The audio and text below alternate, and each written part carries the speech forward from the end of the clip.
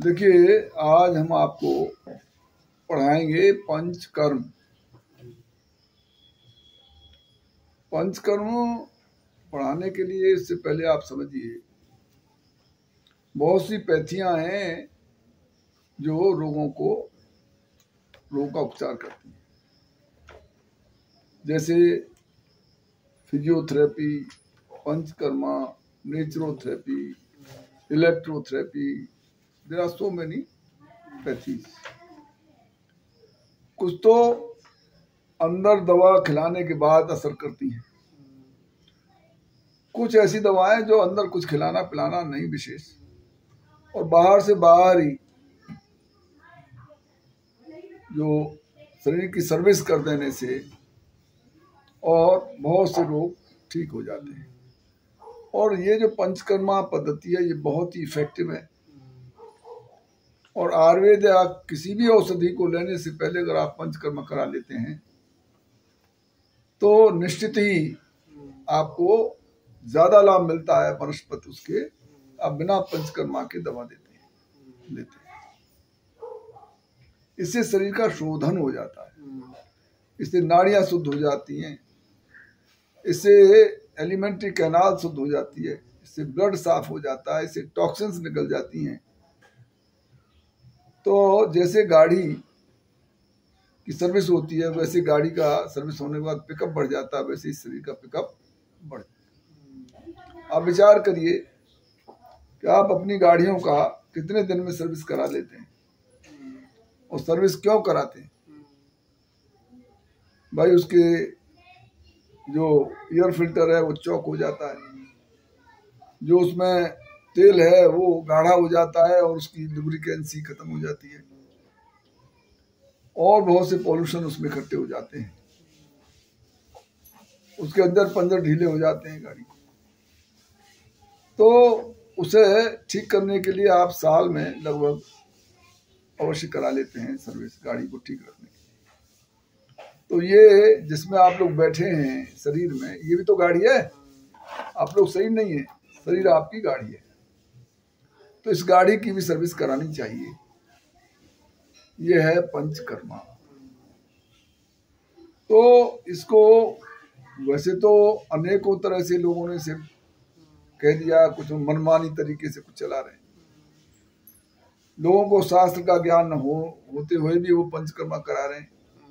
एक आध दो बार कहीं पंचकर्मा करा लिया, देख लिया कि ऐसे तो ये स्टीम बाथ होता है, और ऐसे ये तेल मालिश हो जाती है, और ऐसे ये टेबल बना दी जाती है, और ले जाके वो अपना एक दुकान सी खोल के शुरू कर देते हैं। लेकिन पंचकर्मा थेरेपी बहुत ही साइंटिफिक है, और परिपूर्ण जानकारी के अभाव में ये नुकसान भी कर सकती है। इसलिए भली प्रकार ज्ञान करने के बाद भी शास्त्रीय विधि से पंचकर्मा करना चाहिए। तो इसके अंग है, सबसे पहला अंग है इसका स्नेहन। स्नेहन स्नेहन का अर्थ है चिकनाई करना। तो इसको जानने के लिए मान लिया आप कोई सूखी लकड़ी है, सूखी लकड़ी को आप जो मोड़ेंगे तो टूट जाएगी, और उसे 4-5 दिन आप घी में तेल में किसी चिकनाई में डाल दो, और फिर उसे मोड़ो तो वो मुड़ जाएगी, टूटेगी नहीं। आखिर ये क्यों टूटती है और क्यों नहीं टूटती है, इस पर विचार करने की आवश्यकता है। जैसे आप लोग कपड़े सुखाते हो, तो कपड़ा सूखने काय से सूखती है? हवा से। हवा से सूखा। हवा क्यों सुखाती है? हवा का शोषण का स्वभाव है। तो आपके पेट में भी वात है, वायु है, उसकी अगर अधिकता हो गई है तो जो तरलता है, जो क्लेदता है, उसको ये वायु सुखाती है। जैसे मान लिया ज्यादा वायु हो गई तो अनेकों रोग हो जाते हैं, जैसे आपकी जो मसल्स है उसकी फ्लेक्सिबिलिटी कम हो जाती है। हार्ट की वेन्स आर्टरीज हैं जो यूं आकुचन संकुचन करती रहती हैं, जैसे ही ब्लड का प्रेशर आया वो फूल गई, वो ब्लड निकला फिर सिकुड़ गई। तो ये फ्लेक्सिबिलिटी, इसकी बीपी को ये नियंत्रित करती है। ऐसे ही हाथ में हमेशा यूं एसिमुलेशन होता रहता है, हलवा सा बनाती है वो भोजन जो आप करते हैं, तो उसमें फ्लेक्सिबिलिटी की आवश्यकता है। अगर आपकी हड्डी की नमी खत्म हो जाए, तरलता खत्म हो जाए, तो भुरभुरी हो जाती है वो। कोई भी चीज अगर उसमें जल तत्व निकाल दिया जाए तो भुरभुरी हो जाती है, उसके मॉलिक्यूलर बॉन्ड्स टूट जाते हैं। ठीक है, तो स्नेहन क्या करता है कि उसमें लचीलापन, स्निग्धता, शरीर के सभी अंगों में, आंतरिक अंग और बाह्य अंगों में सभी में तरलता और फ्लेक्सिबिलिटी, क्लेदिता। हड्डी अगर भुरभुरी हो गई है तो स्नेहन से वो उसमें मॉलिक्यूलर बॉन्ड्स बन जाएंगे और वो सख्त हो जाएगी और वो उसमें लचीलापन आ जाएगा, टूटेगी नहीं। ऐसे ही आपकी आंतों में संकुचन आकुचन की क्षमता बढ़ेगी, नाड़ियों में फ्लेक्सिबिलिटी होगी, नर्व्स में, आर्टरीज में, वेन्स में, जितने भी वाहिकाएं हैं, जितने भी टेंडल्स हैं, मसल्स हैं, सेल्स हैं, उनकी एज बढ़ जाएगी स्नेहन से। तो स्नेहन कैसे किया जाता है और किन को करना चाहिए, किन को नहीं करना चाहिए? वैसे तो इसके बहुत से प्रकार कहे हैं, लेकिन उन प्रकारों से आपको क्या लेना देना? आपको तो कोई इम्तिहान तो देना नहीं है, आपको तो काम सीखना है और ये काम करना है। तो आप अपने मतलब की बात समझिए। इसमें रोगों के हिसाब से और शरीर की प्रकृति के हिसाब से घी, तेल, चर्बी और मज्जा के पान कराए जाते हैं। जैसी जैसी जटिलता हो जाती है उसमें एक चीज अथवा दो अथवा तीन अथवा चारों ये मिला के दिया जाता है। घी, तेल, मज्जा और चर्बी। अच्छा, स्नेहन इस चीजों से होता है। वैसे घी चाहे वेजिटेरियन हो चाहे नॉन वेजिटेरियन हो, सब में उपयोगी है और हर एक रोग में काम आता है। लेकिन घी कैसा होना चाहिए? देसी गाय का घी, देसी गाय का होना चाहिए। अब इसे किस तरह से दिया जाए और इसकी मात्रा क्या है? इसमें 2, 3, 4 तोला की मात्रा है। अगर उसका ज्यादा कोष्ठ शुष्क है तो उसे ज्यादा दे दो, 4 तोले तक दे सकते हो। अगर मध्यम है तो 3 तोले दे दो और सामान्य है तो 2 तोले उसको दे सकते हैं। अगर कफ ज्यादा है तो स्नेहन नहीं देना चाहिए। कफ से तो वैसे ही क्लेदिता अंदर है। तो अगर वायु और पित्त के मामले में ये स्वेदन ज्यादा उपयोगी, वो स्नेहन ज्यादा उपयोगी होता है। इसे कैसे देना चाहिए, उसकी अलग अलग विधियां हैं। कुछ लोग डायरेक्ट घी लेने में या स्नेहन लेने में आनाकानी करते हैं कि साहब किसी को बदबू आती है, किसी ने खाई नहीं है, किसी को कुछ आता है। सबसे अच्छा तरीका तो यह है कि धारोष्ण दूध में घी डाल के पिला दो। गाय के नीचे बैठो और उस गिलास में घी डाल लो और उसी में धार काट दो, गरम गरम, उसे पी जाओ। This is the best way. ठीक है साहब। अच्छा, दूसरा है कि घी पिघला के उसे दे दो चम्मचों में, अथवा घी बिना पिघलाए तो वैसे भी खा सकते हैं। सपोज कोई ऐसे नहीं खाता है तो आप खिचड़ी में दे सकते हो, खिचड़ी में खाने में उसे पर्याप्त घी दे दो। और कितने दिन तक देना चाहिए?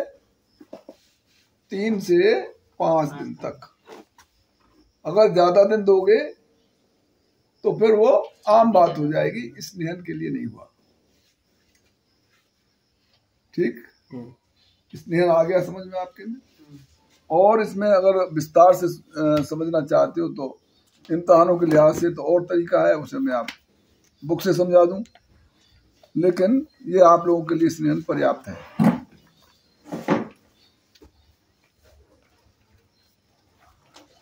अब देखिए स्नेहन, समझे आप?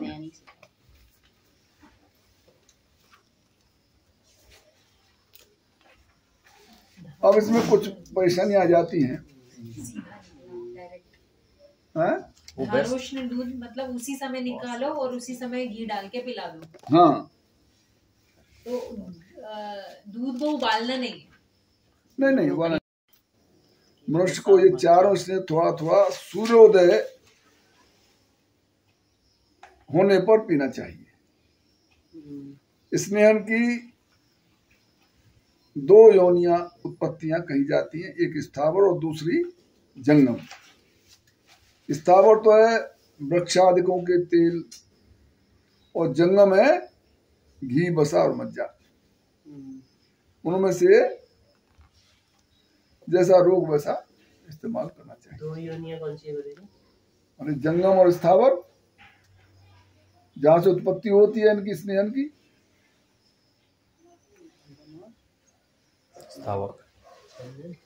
स्थावर कौन है और जंगम कौन है? स्थावर है पेड़। भाई सरसों का तेल क्या है? स्थावर है कि नहीं? तो उसकी स्थावर योनि हुई, जहां से पैदा होता है। और जंगम है ये जानवर, पशु। अब इसमें इसका भेद, स्नेहन का भेद सुनिए। घी और तेल दोनों को मिला के देंगे तो इसे यमक कहते हैं। घी और तेल मिलाने से ये यमक स्नेहन, आप कहेंगे अपनी भाषा में, इन्हें यमक स्नेहन दे दो। और घी, तेल और वसा, इन तीनों को मिलने से त्रिवृत स्नेहन कहा जाता है। त्रिव्रत, घी, तेल और वसा, चर्बी, इसे त्रिवृत कहते हैं। चर्बी में क्या आएगा? चर्बी नहीं होती, नहीं, फैट। तो इसका एग्जाम्पल कौन सा? बकरा खाते हैं, चर्बी नहीं खाते। अच्छा, बकरा फिश हो गया, मतलब नॉन वेज। और क्या? मांस नहीं, फैट। तो ऑयल होता है ना, ऑयल आता है, फिश इसका तेल, इसके स्किन के नीचे लेयर होती है सफेद सफेद। अच्छा, उसे फैट जो रहता है, हाँ, उसे खिलाते हैं। अच्छा, ये जो फैट है ये पनीर और ये अगर खाए तो इसमें ये नहीं। अच्छा ठीक, वो अलग चीज है। ठीक, तो ये हो गया त्रिवृत, समझ गए आप?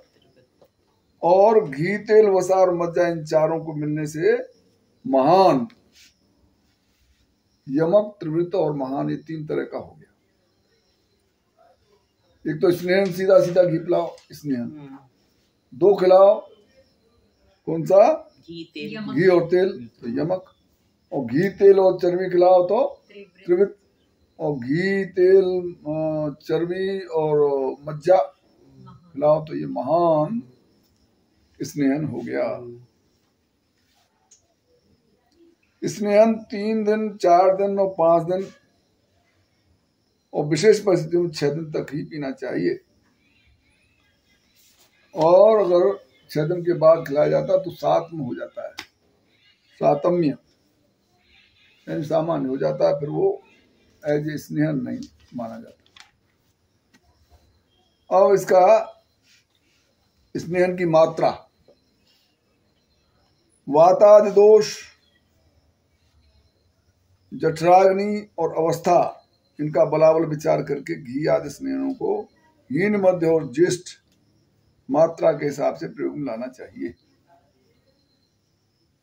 हीन 2 है, मध्य 3 और ज्येष्ठ 4 तोला, 2, 3, 4 तोला इसकी मात्रा। 20 ग्राम, 30 ग्राम और 40 ग्राम 2, 3 और 4 तोला हो गया, 10 ग्राम तोला।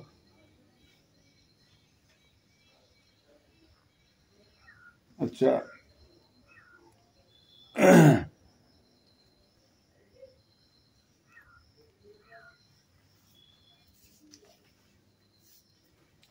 पित्त के कोप अगर है तो उसे घी, वायु के रोग में सेंधा नमक मिला के खिलाओ। पित्त का रोग में घी, वायु के रोग में सेंधा नमक मिला के खिलाओ। वायु रोग में घी में। और कफ के रोग में सौंठ, काली मिर्च और पीपर और जवाखार। वायु के रोग में घी और सेंधा नमक। कफ के रोग में त्रकुटा और जवाखार मिलाओ, और जवाखार मिलाना चाहिए। त्रिकुटा क्या होता हैं? त्रिकुटा भी कैसे बनाते हैं? सौंठ, मिर्च, पीपल, सौंठ, मिर्च, मिर्च, या मिर्च कहूँ तो काली मिर्च। काली मिर्ची, हाँ। सौंठ, मिर्च, पीपल को त्रिकुटा कहते हैं। हर वहेड़ा आंवला को त्रिफला कहते हैं। हाँ। ठीक है। अब घी पिलाने योग्य कौन कौन रोगी हैं? काली मिर्च, घी किसको पिलाया जाए, किन किन रोगियों को घी पिलाया जाए? पीपल मतलब पीपल ही। पिपली। इसकी मात्रा कितनी होगी? बराबर 2, 3, 4 बताया ना। 2, 3, 4 नहीं, सौंठ, मिर्च, काली मिर्च। देखो, कफ वाले को 2, पित्त वाले को 3 और वात वाले को 4 तोले घी पिला सकते हो। अब घी पिलाने योग्य रोगी। नहीं गुरुदेव, वो ये पूछ रही है सौंठ, मिर्च और पीपल कितनी मात्रा में मिलाना है उसमें? त्रिकुटा का फॉर्मूला। अच्छा, उसमें जवाखार किससे बनते हैं? अंदाज से जैसा जैसा उसे रोग है। गुरुजी जवाखार किससे बनता है? यव माने जौ, और जौ का खार निकाल लो, वो जवा खार। ठीक है। अब वो घी पिलाने योग्य रोगी सुनो। रूक्ष, उरक्षत और विषविकार से दुखी, वात और पित्त के रोगी, धारणा शक्ति और स्मरण शक्ति से हीन प्राणियों को घी पिलाना चाहिए। फिर से आप रूक्ष, रूखे, रूखे। उरक्षत, इसके छत पड़ जाते हैं, छत माने घाव हो जाते हैं। और विषविकार, टॉक्सिन्स, और वात और पित्त के रोगी, जिनकी धारणा शक्ति और स्मरण शक्ति कमजोर है, उनको घी पिलाना चाहिए। धारणा और स्मरण शक्ति। स्मरण शक्ति, शारीरिक शक्ति नहीं, स्मरण शक्ति। स्मरण। हाँ। अच्छा, अब तेल पिलाने योग्य रोगी कौन कौन से हैं? जिनके पेट में कृमि हो, पेट में जिनके पेट में कृमि हो, जिनका बादी से वायु का जिनके ज्यादा विकार हो, वायु विकार, कफ और मेद जिनका बढ़ा हुआ हो, मेद नहीं जानते हो, फैट, मोटे हों, तथा जिनकी जठराग्नि प्रबल हो, बहुत ज्यादा भूख लगती हो, घी से तेल ज्यादा ताकतवर है।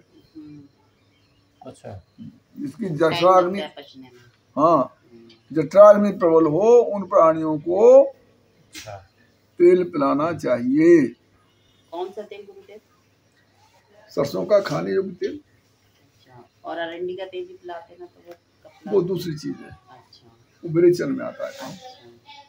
ठीक है। अब आप फैट किसको पिलानी चाहिए? तो स्वामी जी ये जो सरसों का तेल है ये भी कैसे पिलाना है, मतलब सीधा पिलाना और क्या। बस 1 चम्मच कितना है क्वांटिटी? भाई 2 3 4 बताया मैंने। अच्छा 2 3 4 ही है। अच्छा वही है। अब फैट यानी बसा चर्बी किसको पिलानी चाहिए, लिखो। जो लोग दंड बैठक कसरत करके ज्यादा व्यायाम करके और बहुत दुबले हो गए, उनको क्षीण वीर्य, क्षीण रक्त और जिनके प्रचंड जठराग्नि है, प्रचंड, अच्छा बहुत ज्यादा भूख लगती है। हाँ,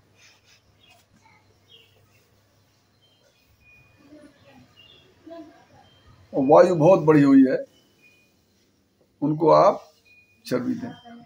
और जो वेजिटेरियन है वो ये नहीं खा सकते तो फिर उनको क्या देना चाहिए? घी घी उनके लिए काम करेगा।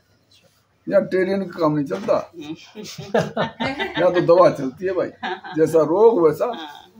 वो चर्बी तो रोग है, फिर वो तो दवा है, उसे क्यों बता रहे हो तुम चर्बी पिला रहे हैं, दवा है भाई। अच्छा दवा के रूप में उसको वही दे दो, उसे पता ही मतलब नहीं तो क्या है। अच्छा। तो वो जो चर्बी है वो भी तेल के रूप में ही होगा ना, पिघला के दी जाएगी, ठीक है। अब मज्जा किसको पिलानी चाहिए? मज्जा होती क्या है वैसे? बोन मैरो, बोन मैरो होता है। बोन मैरो में से निकला हुआ तेल है, अच्छा। वो बोन मैरो। जिसका बहुत कठिन कोष्ठ हो और दुख सहन करने वाले हों, वायु से पीड़ित और तेज अग्नि वाले प्राणियों को मज्जा पिलाना।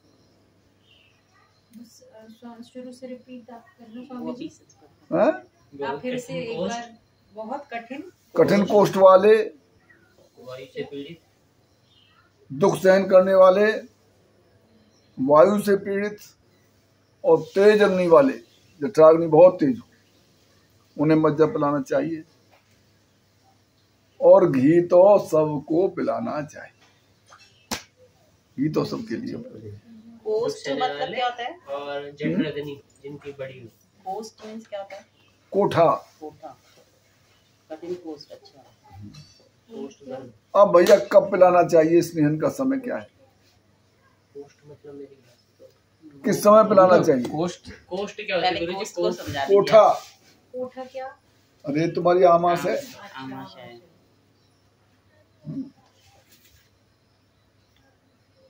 अब स्नेहन पीने का समय, अभी इसका कुछ था ना, कुछ कैसे पिलाना चाहिए?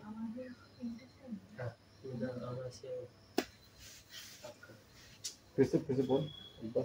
क्या? फिर से बोल, क्या लिखा तुमने इसके लिए? वायु से पीड़ित, हाँ, दुख सहने की ज्यादा सामर्थ्य हो इसमें, जिनका जठराग्नि तेज हो, स्टमक, जिनका जठराग्नि तेज हो। बहुत तेज है। हाँ। ठीक है। अब आप देखिए कि कब पिलाना चाहिए समय। शीतकाल में दिन में पिलाओ, शीतकाल, हाँ, में दिन में पिलाओ।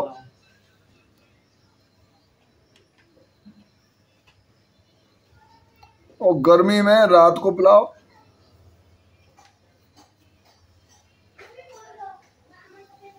गर्मी में। और वात पित्त अगर बहुत तेज है तो रात में पिलाओ। वात पित्त अगर दोनों बड़े हुए हैं तो रात्रि में पिलाओ। और अगर वात और कफ की अधिकता में दिन में इसलिए पिलाना चाहिए। वात और पित्त बड़े हुए तो रात में। हाँ, और वात कफ हो तो अच्छा, वात कफ दिन में। दिन में पिलाओ। ठीक है।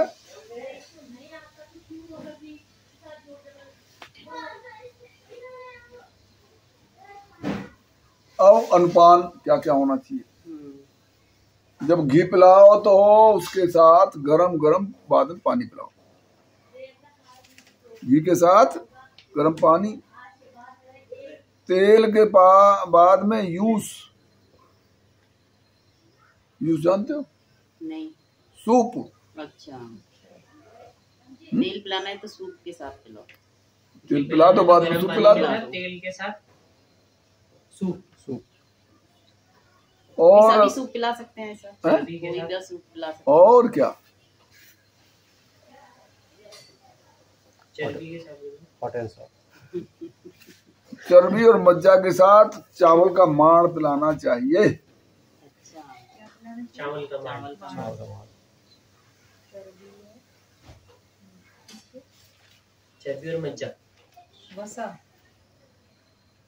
चर्बी व मज्जा दोनों।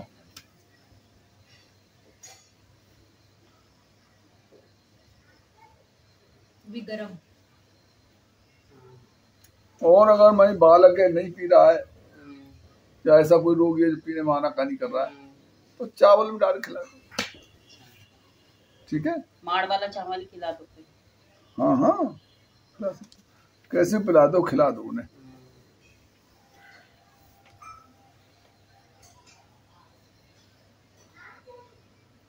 अब गलत तरीके से अगर आपने खिला दिया किसी को, उसको हजम नहीं हो रहा है तो उसको गरम जल पिला के बमन करा दो। ये जानना जरूरी है। हाँ जी। उसे गरम गरम जल पिलाओ और उसे उल्टी करा दो।